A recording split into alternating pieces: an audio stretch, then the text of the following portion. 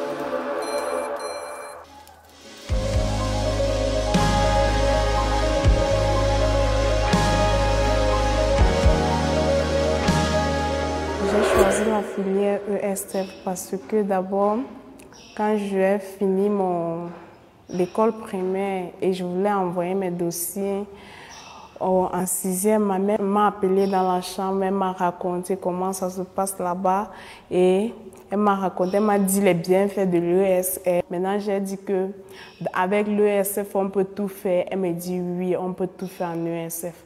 J'ai alors dit ok, je vais prendre l'ESF. J'ai choisi la ESF parce que je vais faire l'hôtellerie. Je vais être un grand chef d'hôtel. C'était au coup moyen on nous a demandé ce qu'on veut faire. Et ma mère a dit qu'elle ne dit pas à un enfant ce qu'il doit faire. Et pour réfléchir ce que tu dois faire, tu dis. J'ai dit je voulais décorer les choses. Ma mère a dit que c'est ce que j'ai choisi. On met là-bas. C'est comme ça que je suis entrée dans la ESF.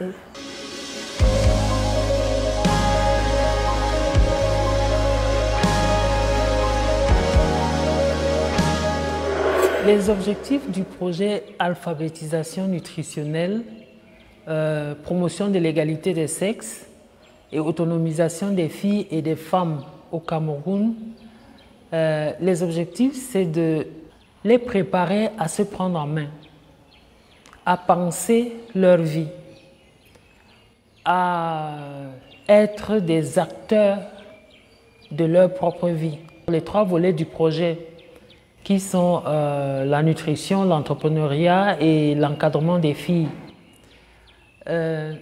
Ces activités sont des supports pour faire passer du moins les messages tendant à répondre à cette préoccupation, c'est-à-dire celle de se prendre en main, celle d'être proactive dans sa vie, de lire son environnement, comprendre son environnement, connaître les différentes ressources de son environnement et d'apprendre à les utiliser pour vivre tout simplement librement au quotidien.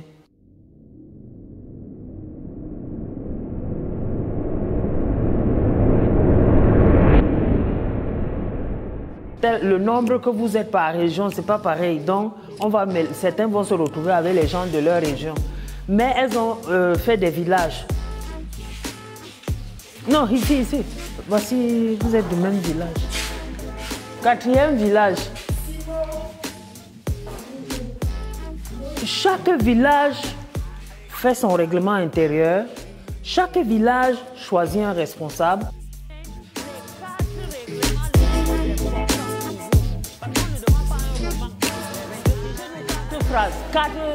Parce qu'en grand groupe aussi, tout le monde ne veut pas parler. Tout le monde ne parle pas en fait. Donc pour nous, c'est important que tout le monde participe. Le Cameroun est fait de près de 250 tribus et on est obligé de vivre ensemble. Venant de différentes régions, quand on se mélange, on discute, on apprend à connaître l'autre.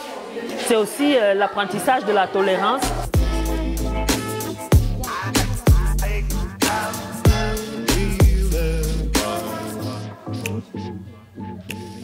que je suis chef.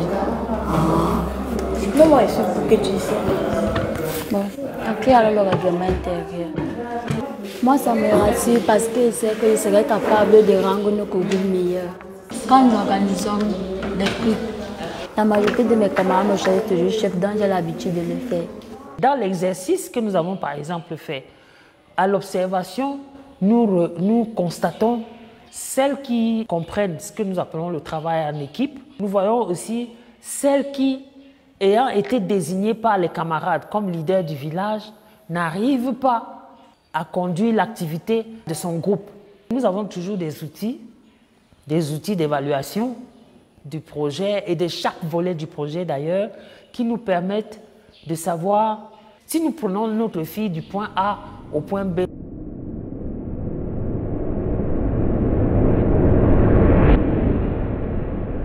Ce tableau va vous présenter les différents domaines où les professionnels d'économie sociale et familiale peuvent travailler. Chaque leçon en ESF a un potentiel pour vous faire vivre. Apprendre à trouver l'idée ou l'activité qui génère les revenus. Il faut apprendre à reconnaître ça. Si tu veux peut-être réussir, toi-même tu dois t'auto-employer. Le problème c'est que maintenant là c'est difficile. Pourquoi? Parce qu'il faut les moyens pour créer toi-même ta propre structure. Quand tu n'as pas les moyens, comment tu fais? Qui a une idée de ce qu'on peut faire? Oui, Junior. Il faut savoir avoir les relations. Oui, il faut avoir les relations. Il faut d'abord créer ton propre petit fonds, un commerce qui va te rapporter un peu pour que tu puisses un peu t'organiser en créant ce que tu peux pour attirer les clients et te en donner encore plus pour créer une entreprise maintenant. Voilà. C'est une des réponses que j'allais donner. Par rapport à l'orientation scolaire et professionnelle, nous avions des filles qui étaient inscrites dans la filière économie sociale et familiale sans toutefois savoir parfois pourquoi elles y sont. Nous avons travaillé avec 450 filles en 4 ans. Nous avons créé des clubs dans lesquels ces filles s'inscrivent et nous avons une dizaine de clubs actuellement dans les 6 régions et nous formons les filles annuellement. Et au sortir de chaque année, du moins, chaque fille doit pouvoir avoir une idée de ce que c'est que son projet de vie. Donc actuellement, nous avons à peu près 70 projets de vie qui n'attendent qu'un éditeur.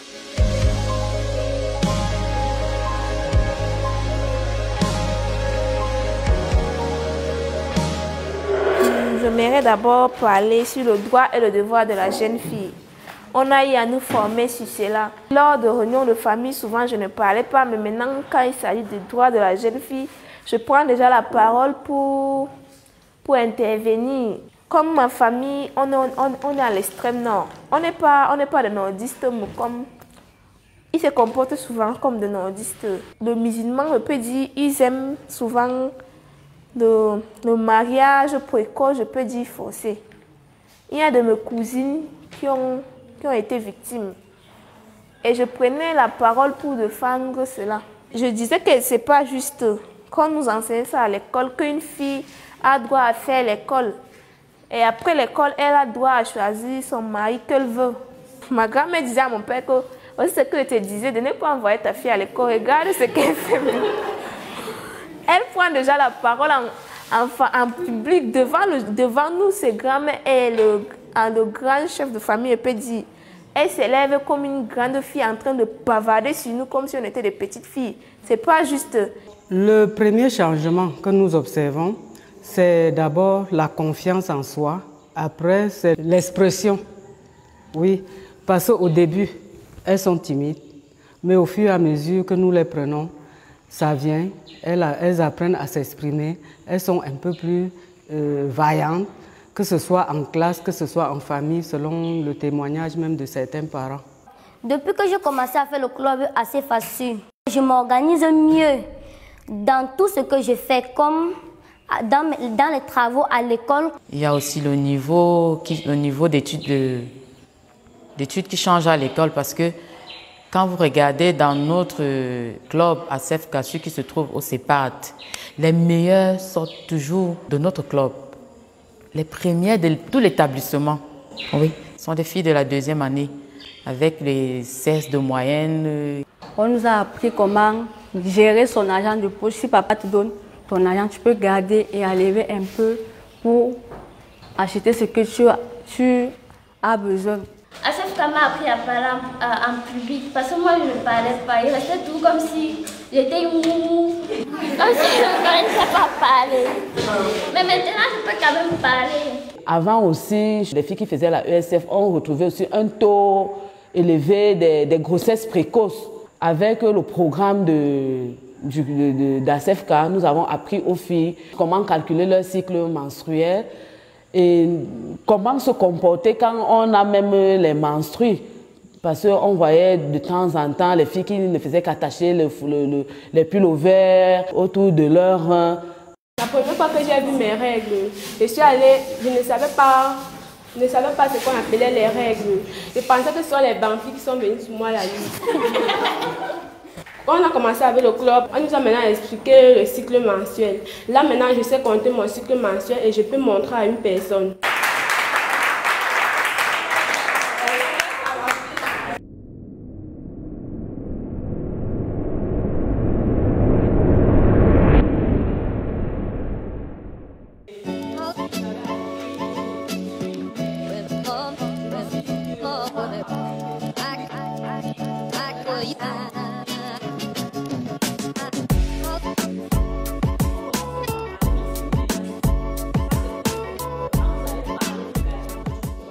Si vous avez subi un viol et que vous ne parlez pas, vous souffrez dans votre chair, dites-vous que le violeur, il ne s'arrête jamais. S'il a fait ça avec vous, il a commencé depuis. Il va continuer. Si vous fermez votre bouche, c'est peut-être votre petite sœur qui va suivre ou votre petit frère. Il faut commencer par parler, même si vous menacez. Ça, c'est pour vous faire peur. Quand vous allez parler, jusqu'à les gens vont être au courant. Soit on va mettre la main sur lui, parce qu'il y a des associations qui suivent ce genre de cas. Mais commencez déjà par parler. Ça va déjà vous aider et aider votre entourage. Le fait de rejeter le garçon, donc de ne pas accepter des relations avec le garçon, donc la façon dont il te fait la cour, que toi tu dis qu'on ne veut pas, l'autre vient dire qu'on ne veut pas, est-ce que ça peut causer le viol? Parce que le fait de le rejeter, je crois que ça leur fait un peu du mal et ça peut aussi causer le viol. Évite juste de te retrouver dans certains endroits. C'est-à-dire, tu ne dois pas, il va peut-être t'inviter à prendre une cadeau. Si tu dis non, ne commence pas à prendre ses cadeaux, ne commence pas à accepter ses invitations, ne te retrouve pas seul avec lui.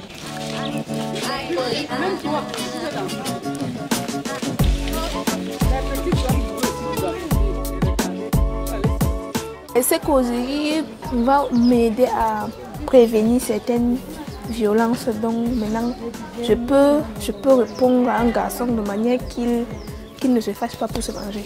Donc il va comprendre que non, la fille, si elle ne veut pas de moi, donc je la laisse tranquille.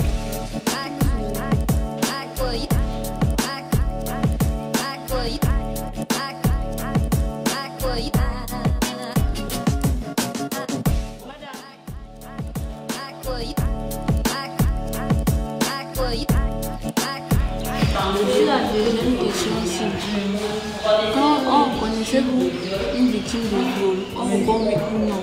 Et après, on peut justifier. Si tu veux, tu mets certains noms. Pas les noms, peut-être que tu peux dire une tante, une amie, des choses comme ça. Ça, c'est juste pour étayer. Elle a vécu une jeunesse vraiment très triste et difficile. Et elle a eu le courage d'en parler à d'autres gens. Moi, je trouve qu'elle est très courageuse.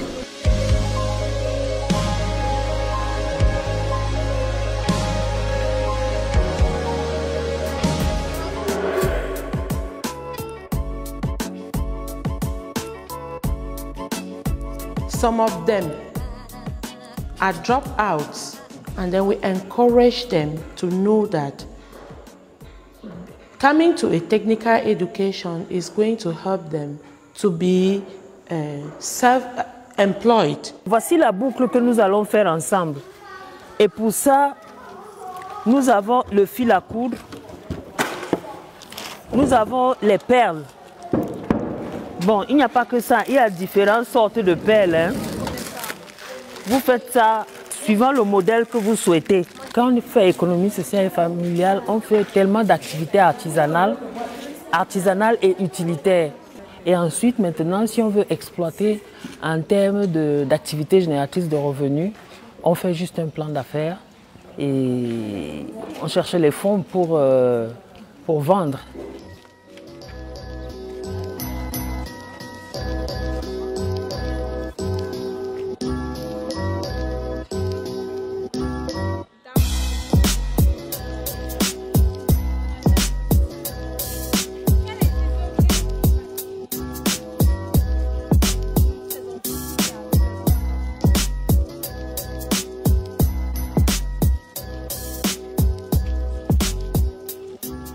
Si je rentre, je peux aller me chercher le tissu, je fais le boucle, je vends et puis j'ai mon argent pour faire mes petits besoins et ne pas besoin d'aller chercher papa.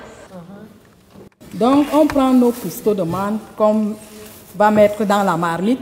Après avoir fait fondre du gel, le wax, on met les cristaux de menthe. Et on couvre la marmite. Parce que si on laisse la marmite ouverte, la vapeur va emporter le menton, ça fait.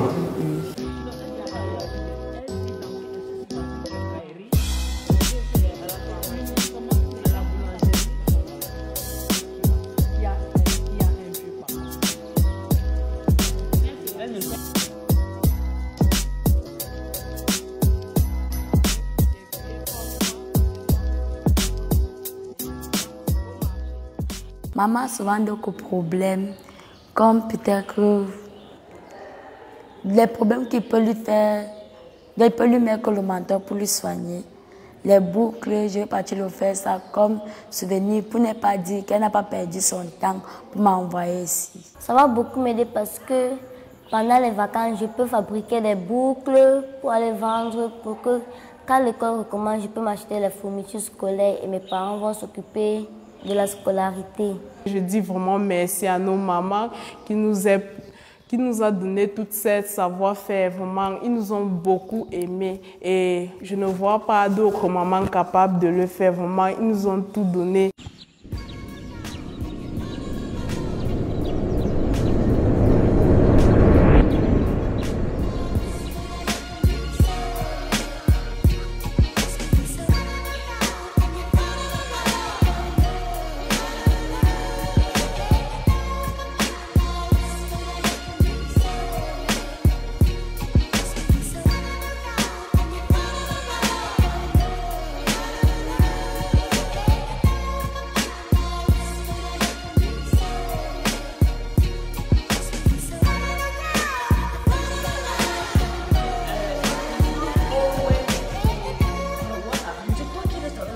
C'est toi le secrétaire? Oui, Henri, je reste avec l'autre village vient trouver ça L'autre village vient trouver ça ici. Il lit, il discute, il donne les avis et puis elle écrit. Normalement, c'est les jeunes qui devaient être les secrétaires, mais le temps ne nous permet plus.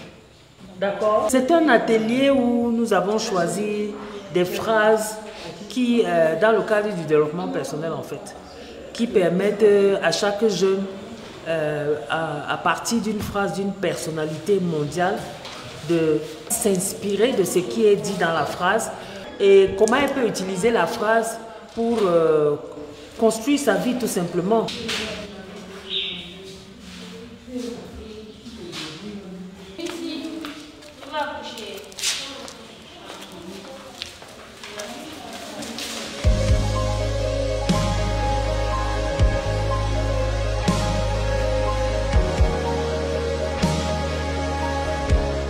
Notre objectif aujourd'hui, c'est vous apprendre comment quantifier les aliments.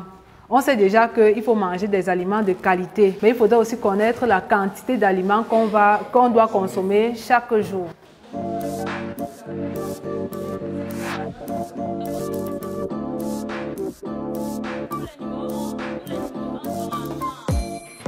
Ça va leur servir à quantifier les repas selon l'âge de chaque individu. Et aussi l'activité physique, parce que tout ça compte. Celui qui mange, celui qui fait un travail de force, ne peut pas manger la même quantité d'aliments que celui qui fait un travail de bureau, par exemple. Parce que celui qui fait un travail de force, il dépense plus en énergie par rapport à celui-là qui est assis dans un bureau toute la journée. Qu'est-ce que vous observez? Le cadre 1 et 2 sont de couleur rouge qui signifiait la construction et la réparation. Et le 3 et le 4, c'était le couleur jaune qui est la force. Et le 5 et le 6, c'est le couleur vert qui est la protection. L'adolescent de 10 à 12 ans a droit à combien de cuillères de haricots? Avec un demi-pain. Et le poisson? La moitié du poisson, n'est-ce pas? Voilà un exemple avec quelqu'un qui fait un travail moyen. Lui, il a le droit de manger 4 maniocs et demi. Et maintenant, pour un travailleur de force, il doit manger combien? C'est ça ma question. Oui.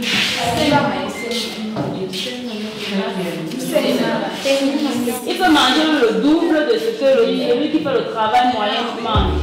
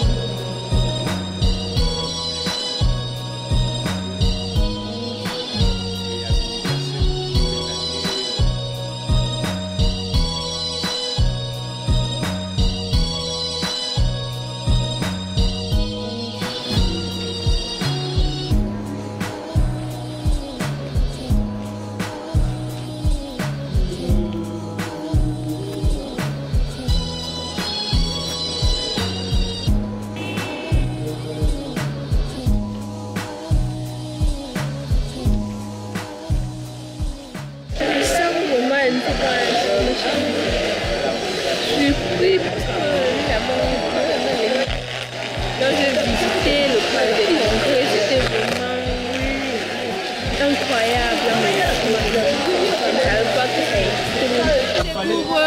Pour un tas de trucs et ces journées ici là, c'est trop top.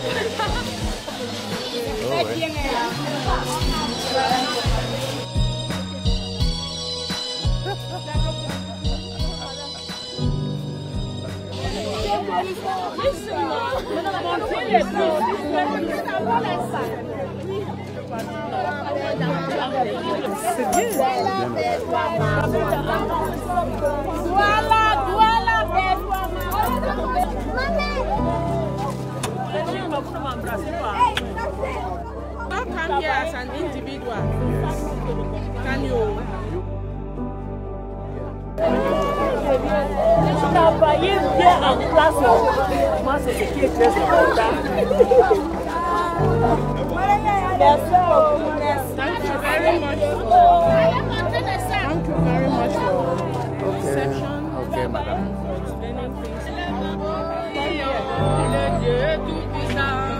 Et tu dis merci à tes parents. Merci de t'avoir laissé venir.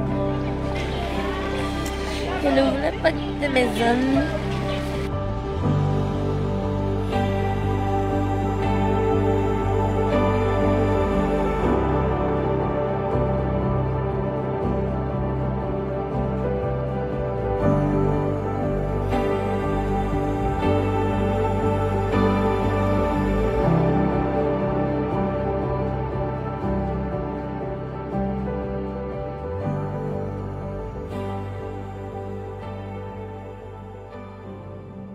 Ce que j'ai le plus aimé dans ce camp, c'est parce que mes dames, ils sont vraiment gentils, mes camarades. Je ne pensais même pas que je devais trouver les différentes régions ici. Je ne savais même pas. Je pensais que nous étions seulement 3 régions ou 4. Mais j'ai vu plusieurs régions et ça m'a vraiment touchée. Nous, on s'entend bien, on essaie de parler, on rigole. Donc, on s'entend vraiment bien. Ce qui m'a marqué, c'est que tous les élèves, nous sommes sympas. Donc, nous avons l'amour entre nous. Je n'étais pas encore venue à Yaoundé, j'ai découvert le camp. J'ai bien causé avec mes amis, je m'amusais bien avec eux, mais même comme le départ va me marquer. Si je pouvais revenir pour la deuxième fois pour le camp, je serais vraiment heureuse. Et ce que je promets, c'est que quand je rentre à Marawa, je vais attirer vraiment tous mes camarades qui n'étaient pas là à venir vraiment découvrir la merveille. Prenez le temps.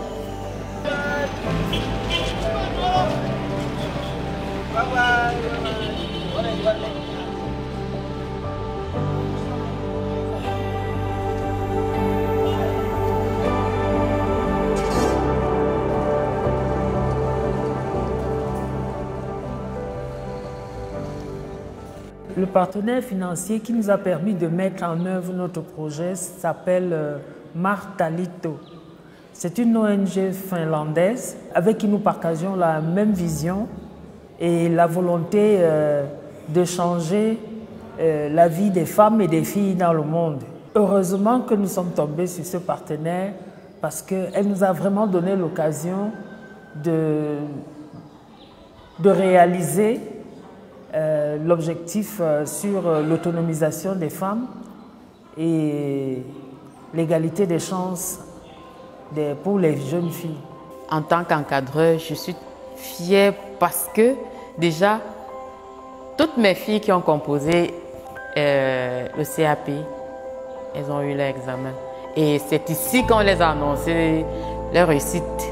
Donc du coup, tout le monde était content, on a acclamé. Et en dehors d'elles, les autres filles aussi des autres régions qui attendaient leur examen, vraiment, toutes ont réussi. Il y en a qui m'ont demandé hier soir si chaque année il y aura le camp et si elles pouvaient toujours bénéficier du camp. Ça veut dire qu'elles sont intéressées. Ma plus grande fierté, c'est de voir vraiment les enfants évoluer. C'est de voir ce changement-là en eux. Que cet enfant qui hier n'arrivait même pas à placer un mot, aujourd'hui est capable de prendre la parole devant un public. C'est une grande fierté pour moi. Cet enfant-là qui hier négligeait ses cours, négligeait ses études. Aujourd'hui, elle se retrouve à avoir des bonnes moyennes. Le fait que les parents aussi ont confiance en nous, en nous confiant leurs enfants. Oui, parce qu'ils savent que vraiment nous sommes en train de faire du bon travail. On ne prend pas les enfants pour blaguer. On est en train de les préparer pour devenir des grandes personnes de demain. Les perspectives actuellement, c'est surtout l'essaimage de notre approche de l'encadrement de la jeune fille avec tous les outils que nous avons montés. Nous attendons donc que les établissements scolaires qui sont intéressés et qui ont vu ce que nous avons fait et les résultats que nous avons obtenus auprès de ces filles, de pouvoir nous contacter pour pouvoir bénéficier aussi de cette approche de l'encadrement de la jeune fille. En deuxième lieu, c'est la recherche, comme toujours, la recherche de partenaires. Tous les partenaires qui veulent nous accompagner dans l'atteinte de l'objectif de développement durable sur la promotion de l'égalité des chances et de l'autonomisation de la femme et de la fille sont vraiment la bienvenue et nous les attendons nombreux.